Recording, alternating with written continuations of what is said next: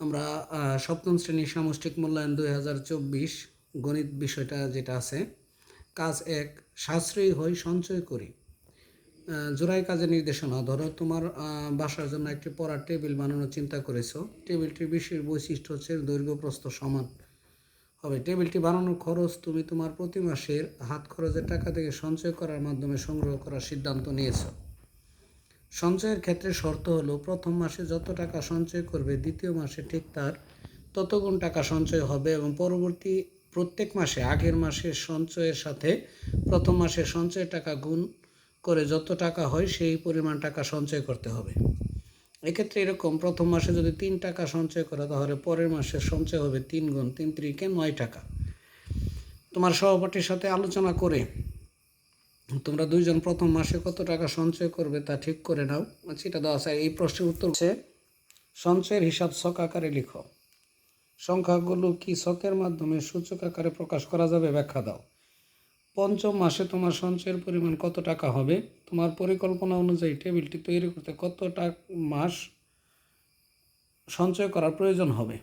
খ হচ্ছে, পরিমাপে দক্ষতা বাড়ায়। দলগত কাজ এটা।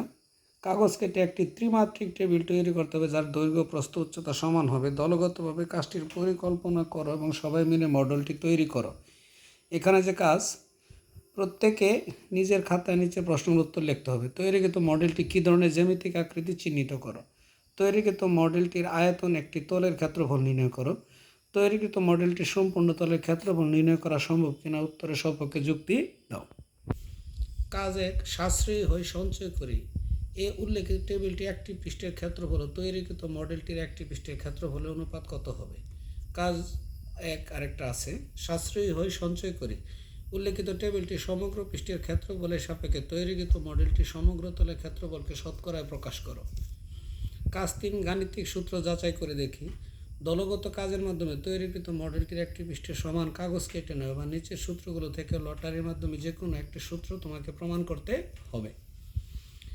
কাজ 4, জ্যামিতিক আকৃতি বুঝি ও পরিমাপ করি। A4 সাইজের অথবা আয়তাকৃতি এক টুকরা কাগজ নাও। কাগজটির কর্ণ বরাবর কেটে 2টি অংশে ভাগ করো। অংশগুলো কোণ চিহ্নিত করো। কেটে নেওয়া অংশ 2টি কোন ধরনের জ্যামিতিক আকৃতি নির্দেশ করে আকৃতি দুটির বৈশিষ্ট্য লিখো।